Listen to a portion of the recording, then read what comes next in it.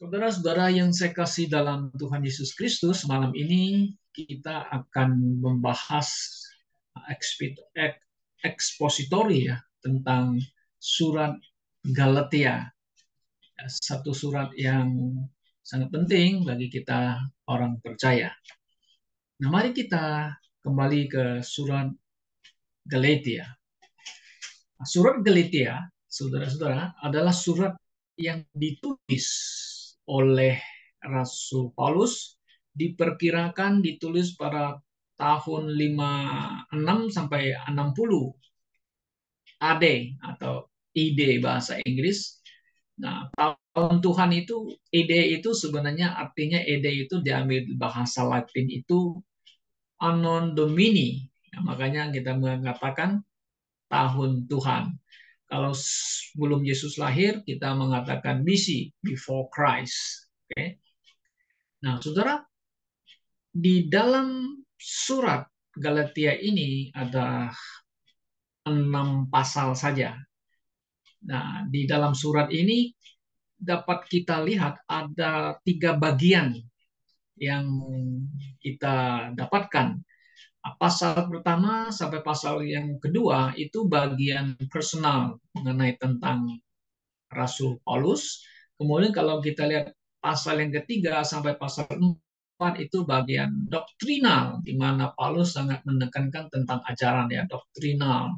Kemudian kalau nanti kita akan masuk ke dalam pasal 5 sampai 6 itu adalah bagian praktikal. Praktikal itu prakteknya. Nah, prakteknya itu nanti ada hasil buahnya dari orang-orang yang telah percaya dan mereka yang telah mendapatkan ajaran atau doktrin. Nah, saudara, surat Galatia yang ditulis Rasul Paulus ya, ini pasti ada maksud dan tujuannya ya, bahwa dia ingin menyatakan dirinya, ya, memperkenalkan dirinya bahwa Paulus adalah Rasul Kristus. Nah, kata Rasul, mari kita lihat di dalam Galatia. Kita kembali ke Galatia, saudara ya. Mari kita lihat ya. Di Galatia, ya, pasal yang pertama, ayat pertama mengatakan demikian. Dari Paulus, seorang Rasul, bukan karena manusia, juga bukan oleh seorang manusia, melainkan oleh Yesus Kristus dan Allah Bapa yang telah membangkitkan dia dari orang mati. Dan dari semua saudara yang ada bersama-sama dengan aku kepada jemaat-jemaat. Nah, itu jemaat-jemaat itu gereja-gereja ya di Galatia. Kasih karunia menyertai kamu dan damai sejahtera dari Allah Bapa kita dan dari Tuhan Yesus Kristus yang telah menyerahkan dirinya karena dosa-dosa kita untuk melepaskan kita dari dunia yang jahat yang sekarang ini menurut kehendak Allah dan Bapa kita. Baginya lah kemuliaan selama-lamanya. Nah, di sini kita lihat bahwa Paulus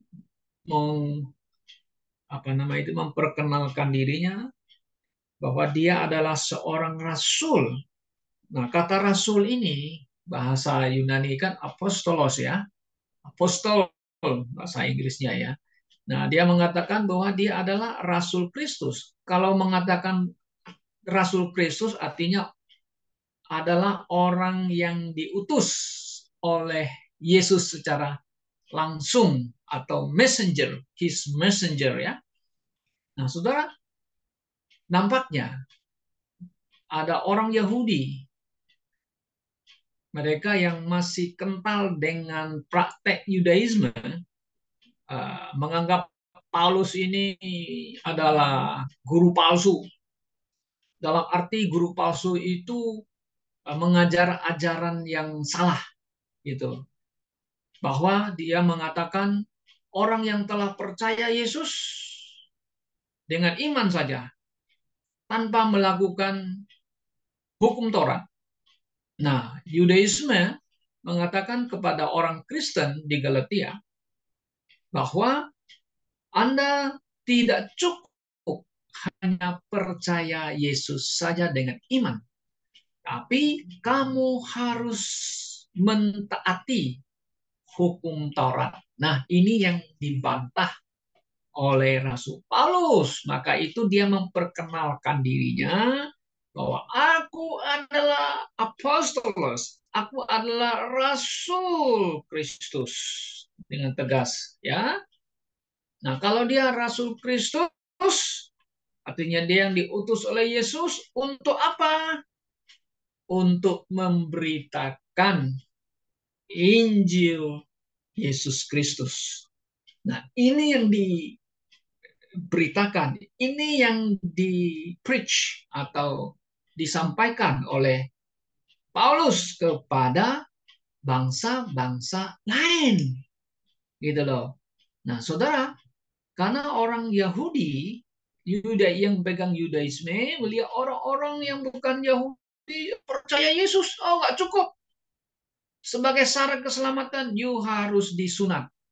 Nah, disunat, hanya you harus taat kepada hukum Taurat. Nah, Paulus mengatakan tidak, begitu. Itu Injil lain.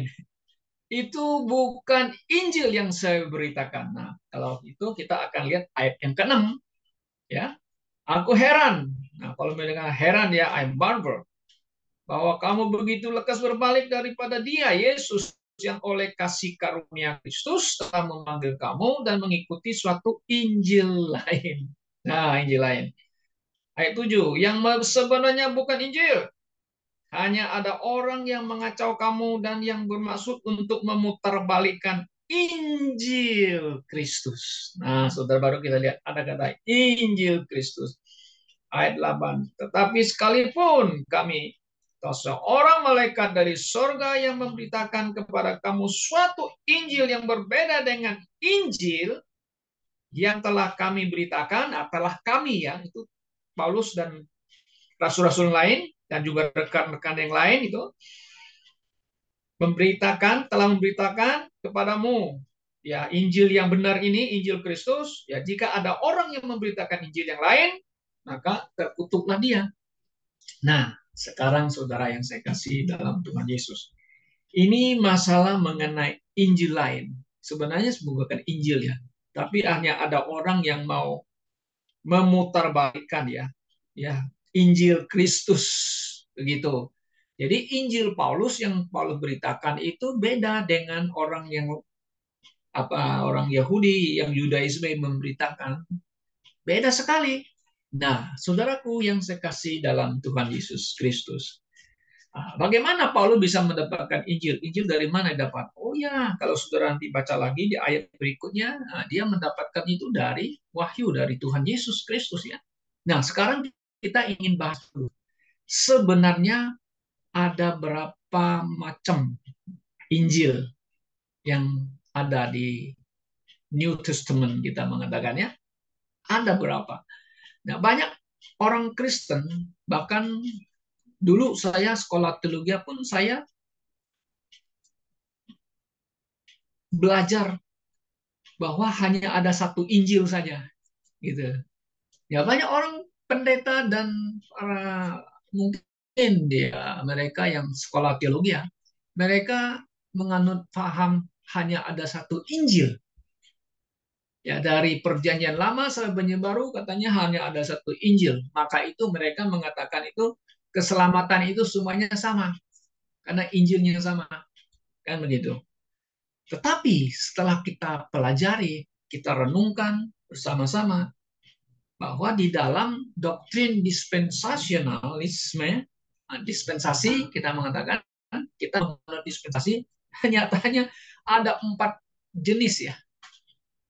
Artinya 4 jenis Injil, gospel. Memang kata gospel itu adalah good news, berita yang baik.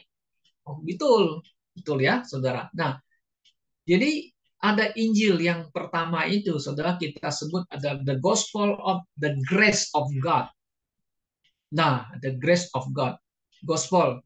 Nah, gospel of God itu ini adalah Injil Kristus. Nah, kita tadi sudah baca di mana? Di Galatia 1 tadi, kan? Di ayat yang ke-7, kan? Nah, di sini Paulus mengatakan memutarbalikkan Injil Kristus. Nah, Injil Kristus itu adalah the gospel of the grace of God. Injil anugerah Allah. Begitu. Nah, jelas.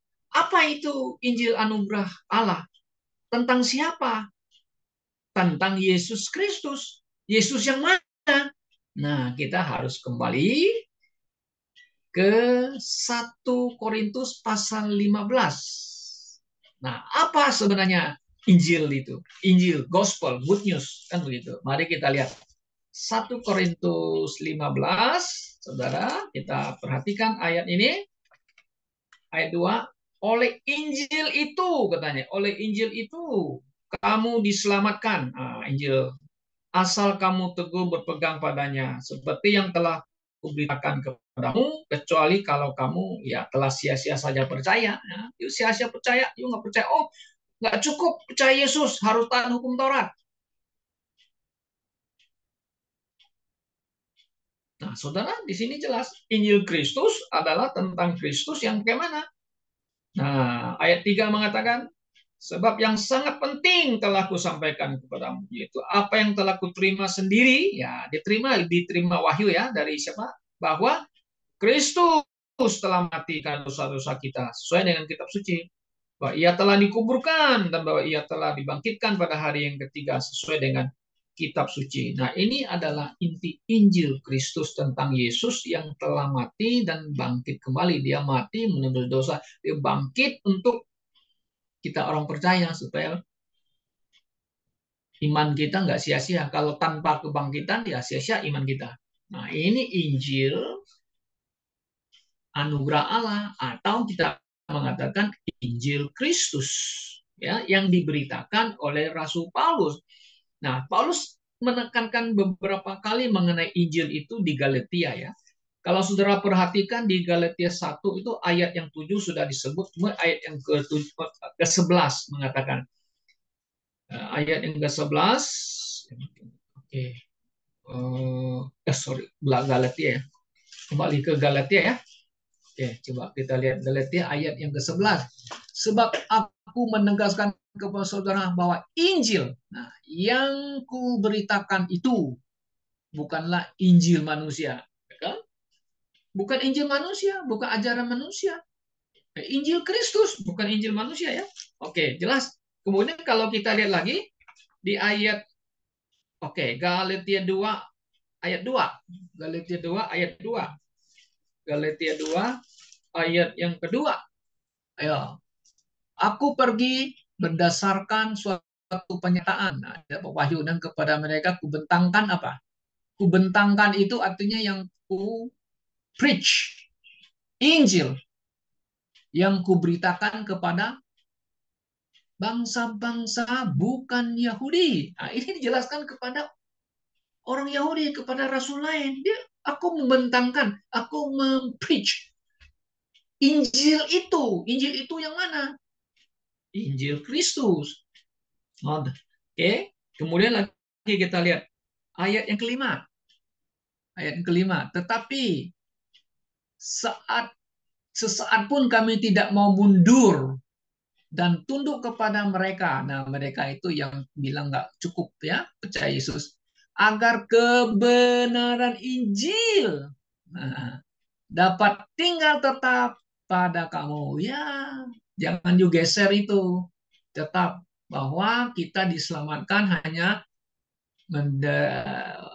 mendengar Injil Kristus dan percaya kepada Yesus Kristus yang telah mati dan bangkit kembali. Kemudian ada lagi satu ayat 7. Turun lagi ayat 7. Tetapi sebaliknya, setelah mereka melihat bahwa kepadaku telah dipercayakan pemberita Injil, nah, saudara, untuk orang-orang tak bersunat. Nah, orang tak bersunat kan bukan orang Yahudi, itu bangsa lain. Nah, kemudian dia mengatakan sama seperti kepada Petrus untuk orang-orang bersunat. Jadi Petrus juga memberitakan Injil Kristus kepada orang bersunat, yaitu kepada orang Yahudi. Maka itu Paulus mengatakan, aku ini sebenarnya adalah rasul bagi bangsa-bangsa lain. Kalau Petrus itu lebih condong kepada rasul bangsa Yahudi, saudara. Nah, itu yang kita lihat. Pertama dulu ya, jadi adalah Injil Kristus ya, atau Injil kasih karunia Allah. Kan begitu. Kemudian kita lihat yang kedua. Ada namanya Injil kerajaan. Nah, Injil kerajaan beda dengan Injil Kristus. Nah, di mana kita bisa mendapatkan Injil kerajaan? Oke, saudara, kalau kita lihat ya di Matius pasal 24 ayat 14. Matius 24:14. Oke, apa di sini katakan? Dan Injil kerajaan ini. Nah, ini kan Yesus yang ngomong ya. Itu kalau bahasa Indonesia King James itu selalu cetaknya warna merah. Nah, warna merah ini adalah perkataan Tuhan Yesus. Nah, saudara ya. Jadi, Injil kerajaan ini akan diberitakan di seluruh dunia menjadi kesaksian bagi semua bangsa. Sesudah itu barulah tiba kesudahannya. Nah, ini banyak kita salah aplikasi ya, salah memahami Injil ini. Nah, ini bukan Injil di dalam zaman gereja atau di zaman anugerah. Yesus mau ngomong ini, Yesus adalah membicarakan mengenai tanda-tanda zaman yang akan datang, di mana orang Yahudi akan mendapatkan penganiayaan yang berat. Itulah yang kita sebut the Great Tribulations. Artinya penderitaan yang besar ketika gereja Tuhan di rapture, diangkat. Maka dunia ini akan dikuasai oleh antikris dan orang Yahudi akan mendapat penganiaya. Nah, di dalam penganiaya itu, saudara-saudara, maka ada Injil kerajaan yang diberitakan oleh orang Yahudi kepada orang Yahudi. Nah, itulah ke Injil kerajaan. Nah, Injil kerajaan itu pernah disampaikan, diberitakan oleh Yesus dan juga Yohanes Pembaptis. Dan dia memberitakan apa? Ya, bertobatlah sebab kerajaan sudah dekat. Sudah dekat itu ya.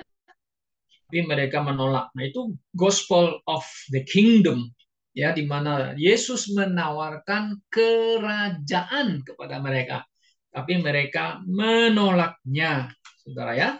Nah, ini sangat jelas sekali ya, adalah Injil kerajaan, ya, supaya kita tidak confused, tidak bingung mengenai Injil Kristus, beda. Oke. Nah, kemudian kita lihat ada yang ketiga, namanya Injil kekal. The everlasting gospel bahasa Inggrisnya.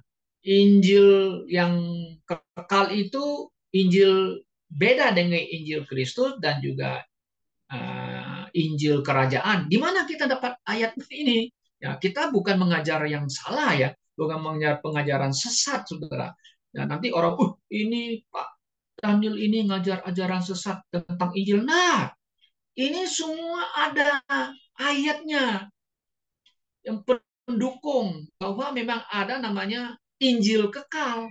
Di mana? Nah, mari kita lihat di Wahyu pasal 14 ayat 6 dan 7. Mari kita lihat.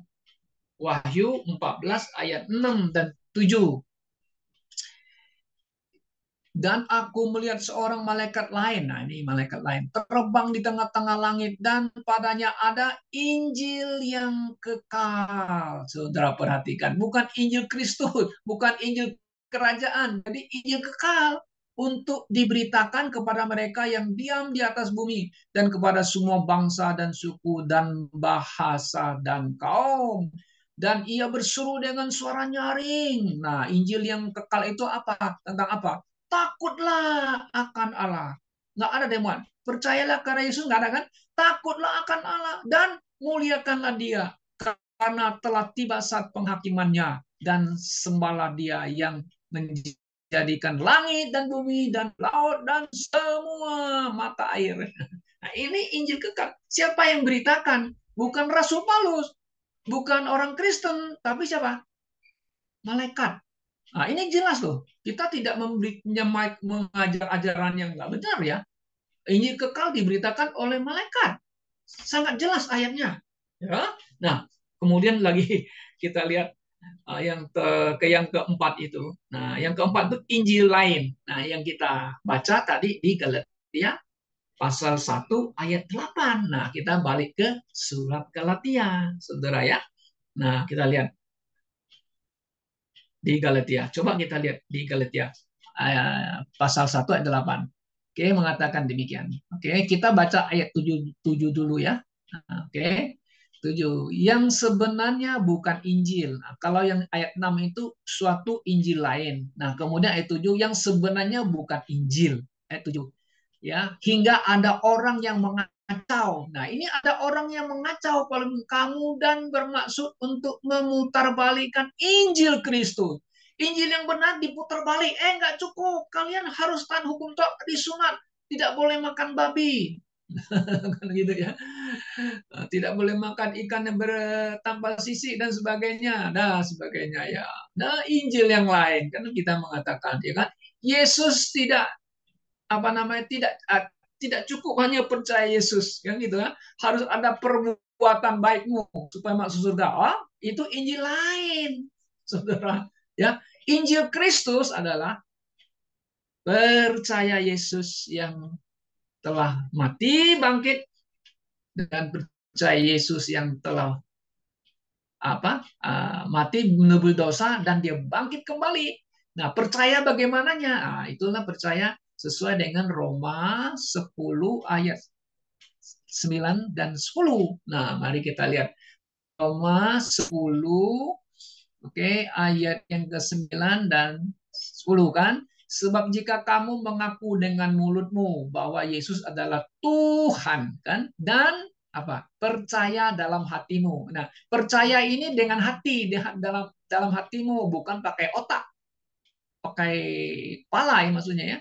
Bahwa Allah telah membagikan dia dari antara orang mati dan kamu akan diselamatkan. Nah, karena dengan hati, nah baru dengan hati orang percaya, nah, dia dibenarkan dan dengan mulut orang mengaku dan diselamatkan. Anda mengaku Yesus mati, bangkit kembali, ya diselamatkan. Anda mengaku Yesus adalah anak Allah, Anda memperoleh hidup yang kekal. Kan 1 Yohanes pasal 5 di sana ada ya.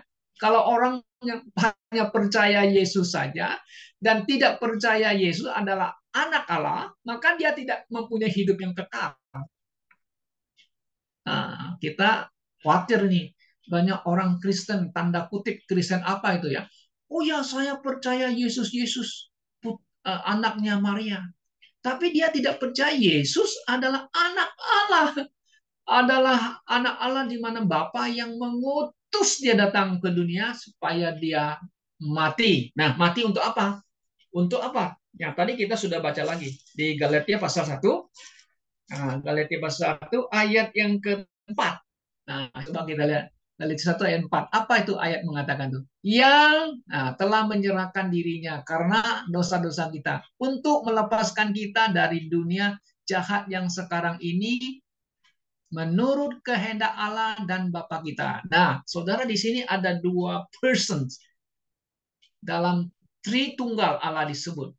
Nah, kenapa disebut di situ Allah Bapa kita dan dari Tuhan Yesus Kristus? Allah yang mengutus putranya yang disebut dengan Yesus kan? Kristus. Kristus artinya yang diurapi. Yesus artinya juru selamat. Yesus artinya bahasa Yunani, bahasa Ibrani adalah Yosua, ya kan? Kalau Kristus bahasa Yunani itu bahasa Ibraninya Mesiah. Nah, makanya disebut Yosua Mesiah. Nah, sekarang ada gereja yang lain katanya, kita harus kembali ke bahasa aslinya. Maka di dalam gereja mereka tidak mau panggil lagi Yesus Kristus, tapi mereka panggil Yosua Mesiah. Mereka tidak mau panggil lagi pakai Allah katanya ya. Oke, saudara.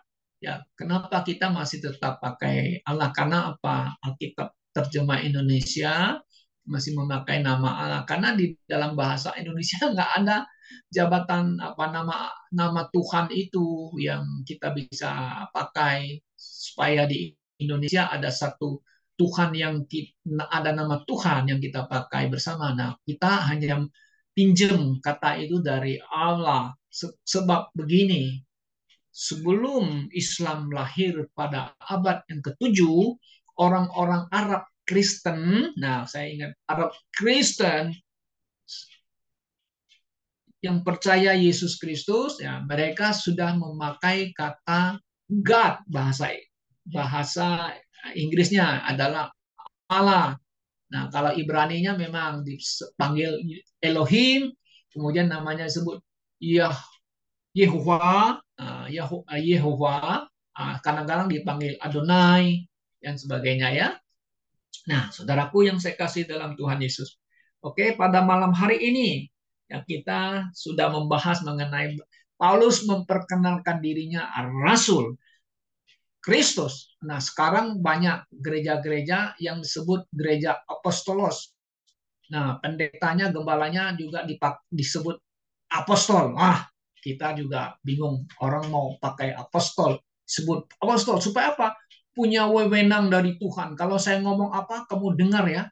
Karena saya orang yang punya otoritas. Nah, saudara, itu mulai terjadi kesesatan ya. Yang disebut rasul itu adalah ke-12 murid itu, sisanya hanya 11. Kemudian Yesus menyatakan diri, menampakkan diri kepada Paulus, dipilihnya, makanya kan Tuhan, Paulus mengatakan, aku di apa dia bilang di sini di ayat 1 kan, aku rasul bukan karena manusia, bukan karena aku yang mau jadi rasul. Ya, bukan juga seorang manusia yang mau, melainkan oleh Yesus Kristus dan Allah Bapa katanya yang telah membangkitkan dia dari Allah. Tuhan Yesus mau memilih Paulus menjadi rasulnya untuk memberitakan Injil Kristus.